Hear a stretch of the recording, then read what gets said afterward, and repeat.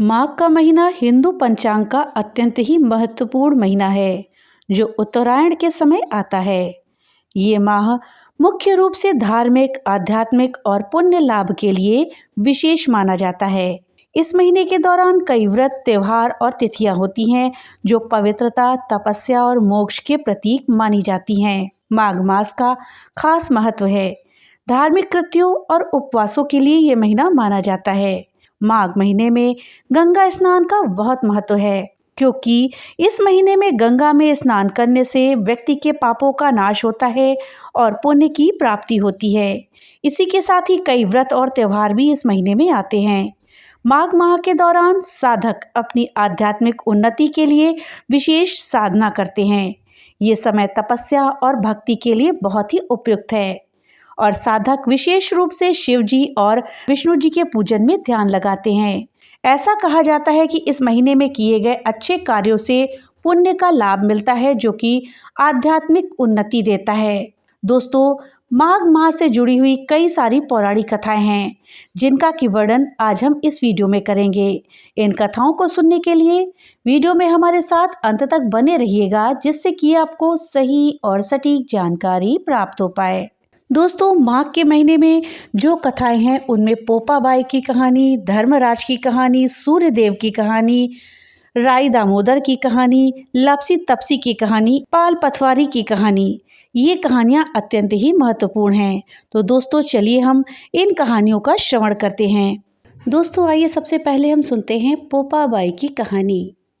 किसी गांव में एक भाई बहन रहते थे। भाई की शादी हो गई थी लेकिन उसकी बहन की शादी नहीं हुई थी। बहन का नाम था पोपाबाई। पोपाबाई हमेशा व्रत और नियम करती थी। एक दिन उसके भाई भाभी ने उससे शादी के लिए कहा, तब उसने शादी के लिए मना कर दिया। उसने अपने भाई भाभी से कहा कि मेरे रहने के लिए गांव के बाहर एक झोपड़ी बनवा दो, मैं उसी में रह कर के अपना जीवन व्यतीत कर लूँगी।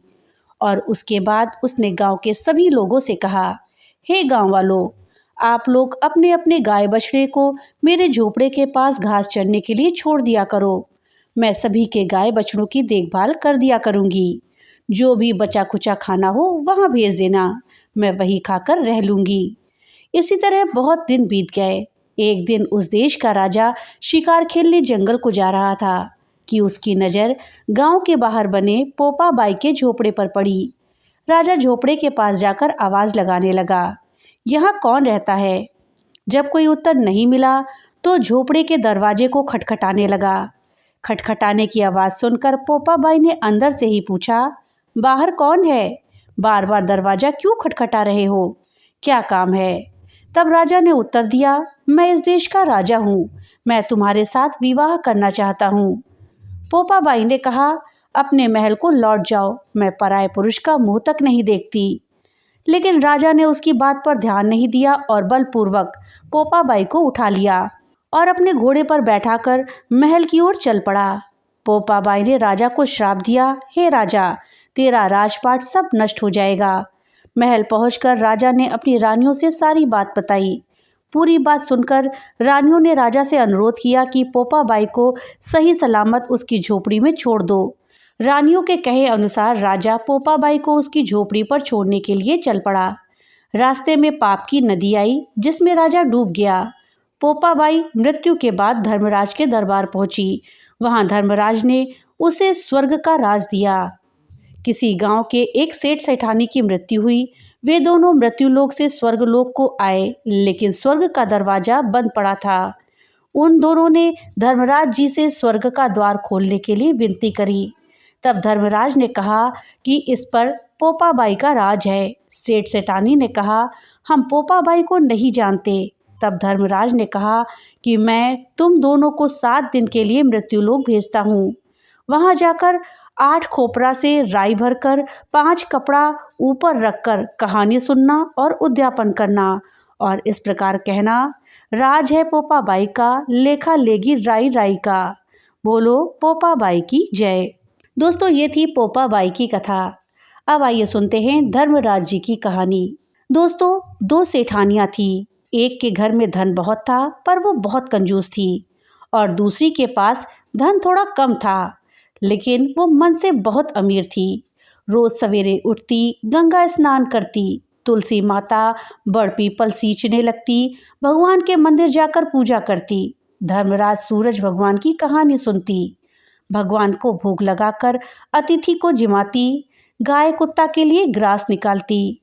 दूसरी सेठानी इस धर्मात्मा को देखकर हंसती और कहती, पता नहीं दिन भर क्या किया करती रहती है। थोड़े समय के बाद दोनों सेठानियों को भगवान का बुलावा आया।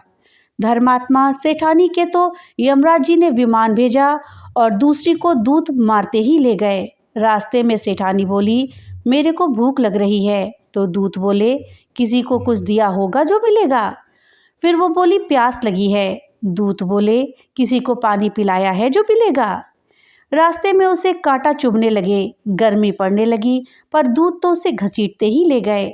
अब सेठानी बहुत पछताने लगी कि सब कुछ होते हुए भी उसने दान धर्म नहीं किया। इतने में यमराज का दरबार आया। धर्मात्मा बुढ़िया को भगवान के पास सिंहासन मिला और उस पर वो बैठी थी। उधर दूसरी सेठानी को तपते कुंड में डाल दिया गया। अब सेठानी यमराज से बोली, मुझे 1.25 पहर का जीवन दान दे दो, मैं वापस आकर दंड भोगूंगी। यमराज जी बोले, ठीक है, और उन्होंने सेठानी के शरीर में वापस प्राण डाल दिए। संसार में आते ही पंडितों को बुलाकर सेठानी ने धर्मराज की कथा सुनी और सभी तरह के दान धर्म कर दिए। अब की बार विमान आया। 1.25 पहर के दान धर्म से सेठानी को स्वर्ग मिल गया। हे धर्मराज, आपने जैसी सेठानी पर कृपा करी वैसी सब पर करना। दोस्तों, अब आइए जानते हैं कि आखिर धर्मराज जी कौन हैं। दोस्तों, धर्मराज यमराज का ही नाम है। हिंदू धर्म के अनुसार यमराज को मृत्यु के देवता बनाया गया है। भगवान सूर्य के पुत्र हैं ये। यमराज जी के एक जुड़वा बहन यमुना भी थी। यमराज की सवारी भैंसे को माना जाता है।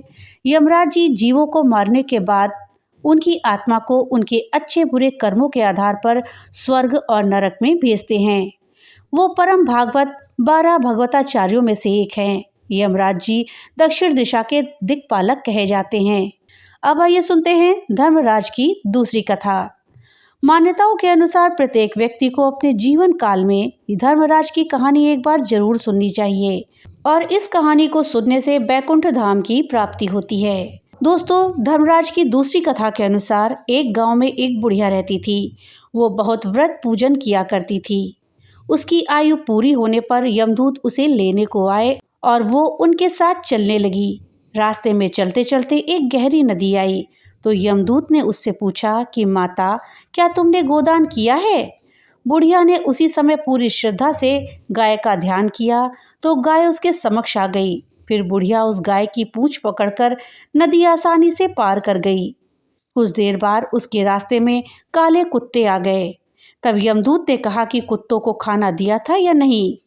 बुढ़िया ने फिर कुत्तों का ध्यान किया तो वो रास्ते से चले गए।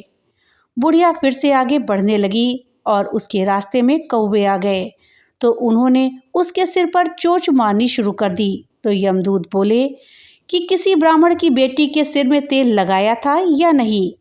बुढ़िया ने फिर ब्राह्मण की बेटी का ध्यान किया तो कौवे वापस चले गए। कुछ आगे बढ़ने पर बुढ़िया के पैर में कांटे चुभने लगे तो यमदूत बोले कि खड़ाओं का दान किया था या नहीं। बुढ़िया ने उनका ध्यान किया तो खड़ाऊ उसके पैरों में आ गई। बुढ़िया फिर आगे बढ़ी तो फिर चित्रगुप्त जी ने यमराज से कहा कि आप यहाँ किसे लेकर आए हैं। तब यमराज जी बोले कि बुढ़िया ने दान पुण्य तो बहुत किया, लेकिन उन्होंने अपने जीवन में धर्मराज जी के लिए कुछ नहीं किया, इसलिए आगे के द्वार इनके लिए बंद हैं। धर्मराज जी की सारी बात सुनने के बाद बुढ़िया बोली कि आप मुझे सिर्फ 7 दिन के लिए धरती पर वापस भेज दें। मैं पूरी श्रद्धा से धर्मराज जी का व्रत और उद्यापन करके वापस यहाँ आ जाऊंगी। यमराज ने उसे धरती पर भेज दिया। बुढ़िया अपने गांव आ गई और गांव वालों ने उसे भूतनी समझकर अपने घर के दरवाजे बंद कर लिए। जब वह अपने घर गई तो उसके बहू बेटे ने भी डर के मारे दरवाजे बंद कर दिए। बुढ़िया ने कहा कि मैं भूतनी नहीं हूँ, मैं तो धर्मराज जी की आज्ञा से सिर्फ 7 दिनों के लिए धरती पर आई हूँ। इन 7 दिनों में मैं धर्मराज जी के व्रत और उद्यापन करूंगी, जिससे मेरे लिए परलोक के रास्ते खुल जाएंगे। बुढ़िया की बातें सुनकर बहू बेटे उसके लिए पूजा की सामग्री ले आए, लेकिन जब बुढ़िया कहानी कहती है तब वहाँ हुंकारा नहीं भरते। जिससे बुढ़िया बाद में अपनी पड़ोसन को कहानी सुनाती है और वो हुंकारा भरती है। इस तरह से 7 दिन धर्मराज की विधि विधान, व्रत, पूजा और अध्यापन करने के बाद धर्मराज जी बुढ़िया को लेने के लिए विमान भेजते हैं। स्वर्ग से आए विमान को देखकर उसके बहू बेटों के साथ सारे गांव वाले भी स्वर्ग जाने को तैयार हो गए। बुढ़िया ने कहा कि तुम कहाँ तैयार हो रहे हो? मेरी कहानी तो सिर्फ मेरी पड़ोसन ने सुनी थी, इसलिए वही मेरे साथ जा सकती है। तब सारे गांव वाले बुढ़िया से धर्मराज की कहानी सुनाने का आग्रह करने लगे, तो बुढ़िया उन्हें भी वो कहानी सुना देती है। कहानी सुनने के बाद गांव के सभी लोग विमान में बैठकर स्वर्ग जाते हैं। तो धर्मराज जी कहते हैं, मैंने तो विमान केवल बुढ़िया को लाने के लिए भेजा था। तब बुढ़िया माई ने कहा कि हे धर्मराज जी, मैंने अपने जीवन में जो भी पुण्य किए हैं उनमें से आधा भाग मैं आज इन गांव वालों को देना चाहती हूँ। इस तरह से धर्मराज ने ग्रामवासियों को भी स्वर्ग में जाने दिया। बोलो धर्मराज की जय। दोस्तों, अब आइए सुनते हैं पाल पथवारी की कथा। कथा के अनुसार एक बार पथवारी, पाल और विनायक जी के झगड़े हो गए। सब खुद को बड़ा बताने लगे। इतने में एक ब्राह्मण का लड़का आया। पाल, पथवारी, गजानन जी ने उसे रोका और कहा, लड़के रुक जा और हमारा न्याय कर दे। लड़का बोला, मैं कल वापस आऊँगा तब न्याय करूँगा, आज तो जाता हूँ। घर आकर लड़के ने माँ से कहा, माँ मुझे कल पाल, पथवारी और गणेश जी का न्याय करना है। तो माँ ने कहा, बेटा सबको बड़ा बता देना। दूसरे दिन लड़का वही गया और बोला, पाल, माता आप तो बड़ी हो, क्योंकि हर व्यक्ति आता है स्नान ध्यान करके जाते समय पैर की ठोकर दे जाता है, फिर भी आप नाराज नहीं होती। और पथवारी माता, आप भी तो बड़े हैं, क्योंकि आदमी कितने भी तीर्थ कर ले, धर्म ध्यान कर ले, पर आने पर आपकी पूजा किए बिना उनका कार्य पूर्ण नहीं होता, इसलिए आप भी बड़ी हैं। अब विनायक जी से लड़का बोला कि आप तो बड़े ही हैं, क्योंकि सब देवों को मना लें पर आपको ध्यावे नहीं तो कोई काम सिद्ध नहीं होगा, इसलिए आप भी बड़े हैं। पाल, पथवारी, विनायक जी प्रसन्न हो गए। बोले, लड़के तूने तो हम सबको बड़ा कर दिया, और उसको आशीर्वाद तथा थोड़े से जौ के दाने अंगोछे में डाल कर दिए। लड़का सोचने लगा, ये तो घाटे का सौदा रहा। सारा दिन खराब करके न्याय चुकाया और इतने से जौ मिले। खिन्न मन से घर आकर एक कोने में जौ डाल दिए और अंगोछा रख दिया। माँ अंगोछा समेटने लगी तो झटकते ही उसमें से हीरे मोती चमकने लगे और गिरने लगे। माँ बोली, बेटा न्याय चुका के क्या लाया है? लड़का बोला, माँ कोने में जौ पड़े हैं, देख ले। माँ वहाँ गई तो देखा हीरे मोती की ढेरी जगमगा रही है। अब तो माँ की खुशी का ठिकाना ही नहीं था। माँ ने बेटे को बुलाकर कहा, बेटा आज तो पथवारी माता, विनायक जी ने हमको ढूंढ लिया है। माँ बेटे बहुत प्रसन्न हुए। हे भगवान, पाल, पथवारी माता और विनायक जी ने जैसी ब्राह्मण के लड़के को ढूंढ करके कृपा करी है, वैसे ही कहानी कहने वाले, कहानी सुनने वाले और हुंकारा भरने वाले सभी को सुख, समृद्धि और धन धान्य देना। दोस्तों, अब अगली कहानी सुनते हैं सूर्य भगवान की। सूर्य भगवान रोज उठते और जग में प्रकाश देने चले जाते हैं। एक दिन भगवान को लगा कि राणा दे सूखती चली जा रही है, तो राणा दे से पूछा कि तुम्हारे मन में क्या है? राणा दे बोली, मैंने मन में खीर खांड के भोजन की इच्छा की है। भगवान बोले, मांगा भी तो क्या मांगा, ये तो हम रोज ही खाते हैं। राणा दे बोली, भगवान आप खीर खांड के भोग जीमते हो, मैं तो खट्टी रब जीमती हूँ। भगवान बोले, राणा दे तुम झूठ बोलते हो, एक जैसा भोजन मेरी माँ हम दोनों को देती है। राणा दे बोली, सुबह आप मेरी थाली लेना, मुझे आपकी थाली देना। दूसरे दिन जीमते समय भगवान ने पानी के गिलास को टक्कर देकर गिरा दिया। माताजी बोली, तुम मत उठो, मैं दूसरा गिलास भर देती हूँ। माताजी गए, इतने में भगवान ने थालियाँ बदल ली। राणा दे ने तो जल्दी ही खीर खांड के भोजन कर लिए, पर सूरज भगवान को खट्टी राब भाई नहीं और थाली पर बैठे रहे। माताजी बोली, आज इतनी देर क्यों लगी? भगवान बोले, आज तो खीर खट्टी खांड लग रही है। माताजी बोली, राणदे की थाली आपने क्यों ले ली? भगवान कहने लगे, हमारे घर में 2 ही जने हैं और तीसरी आप हैं, आप इसमें भी दो भात कर रही हैं। मैं नियम पालन करने वाला और मेरे ही घर में ऐसा होता है तो दुनिया भर में क्या होता होगा। घर में सबका खाना एक जैसा बनाओ। यहाँ से वो कुम्हार के यहाँ गए और बोले, 2 पेट की हांडी किस कुम्हार ने बनाई है? रतन कुम्हार को लगा कि आज तो भगवान आए हैं। माँ जी तो 1 टका देती थी और ये 2 टका देंगे। और कुम्हार बोला, मैंने बनाई है। तब भगवान बोले, अगर तूने आज के बाद हांडी के 2 पेट बनाए तो मैं तेरे सहस्र पेट कर दूंगा। कुम्हार बोला, मेरा तो 1 पेट भरना मुश्किल है, सहस्र हो गए तो मैं क्या करूंगा? मैं अब 2 पेट की हांडी बनाऊंगा ही नहीं। इस तरह सूरज भगवान ने दुभात को मिटा दिया। दोस्तों, ये थी सूर्य भगवान की कहानी कि किस प्रकार से उन्होंने दुभात को मिटा दिया। अब आइए सुनते हैं राई दामोदर की कथा को। दोस्तों, कथा के अनुसार 2 माँ बेटियां थीं। बेटी का नाम राई था। वो बहुत ही सुंदर और सुशील थी। भगवान कृष्ण की पक्की भक्त थी। एक बार भगवान कृष्ण उसकी परीक्षा लेने के लिए डांसरिया बेचने वाले बनकर आए और आवाज़ देने लगे। आवाज़ सुनकर राई अपनी माँ से बोली, मुझे भी डांसरिया चाहिए। माँ बोली, मैं पैसे कहाँ से लाऊं? बाजरी है, वो ले जा। बाजरी के भगवान ने फूंक मारी तो फूस उड़ करके राई की आंख में गई। राई जोर जोर से रोने लगी। भगवान वहां से अंतर्ध्यान हो गए। वैद्य का रूप धारण करके वहां आए और आवाज देने लगे। राई की माँ बाहर आई और बोली, वैद्य जी, मेरी बेटी की आंख में फूस गिर गया है, उसे निकाल दीजिए। भगवान बोले, अगर मैं फूस निकालूं तो उसका विवाह मेरे साथ करना पड़ेगा। राई की माँ तैयार हो गई, सगाई कर दी। कार्तिक शुक्ल 11 के दिन विवाह निश्चित हुआ। माँ सोचने लगी कि बेटी को क्या दूं। माँ सोने की दुकान पर जाकर बोली, मेरी बेटी राई के लिए लौंग व बिछिया दे दे। सुनार बोला, मुझे समय नहीं है, तो मैं तो कृष्ण भगवान के गहने बना रहा हूँ। हलवाई व बढ़िया, वो जहाँ भी गई उसे यही जवाब मिला। माँ तो घर आ गई, अब क्या करे? वो घर आई, झोपड़ी महल में बदल चुकी थी। आनंद हो गया। ठाठ से विवाह की तैयारियां होने लगी। भगवान बारात लेकर के आ गए। माँ ने खूब ठाठ से राई का विवाह भगवान कृष्ण के साथ कर दिया। भगवान राई को लेके द्वारका गए तो राई महल में ही रहने लगी। दूसरी रानियां उससे चिढ़ने लगी। सावन में राई पीहर गई। भगवान ने सोचा, राई के लिए तीज भेजूं। 7 जरी के बेस व 5 सोने के पेचेटे रखे। 2 हंसों को बुलाया व बोले, सीधे राई के पीहर जाना, कहीं मत रुकना। राधा और रुक्मणी को पता चला तो उन्होंने हंसों को अपने महल में बुलाया और कहा, थोड़े मोती चुग लो। हंस आ गए, मोती चुगने लगे।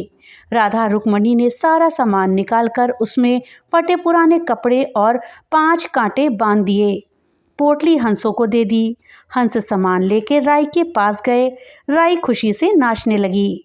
जैसे ही पोट खोली, 5 अंगुलियों में 5 कांटे चुभ गए। राई दुखी हुई। सावन खत्म हुआ तो भगवान लेने आए। राई भगवान से बोली नहीं। भगवान आए तो राई दूर दूर हो जाए। भगवान ने सोचा, कोई बात नहीं। राई फिर भी नहीं बोली। इतने पर भी राई भगवान को अपने महल में ही जिमाती।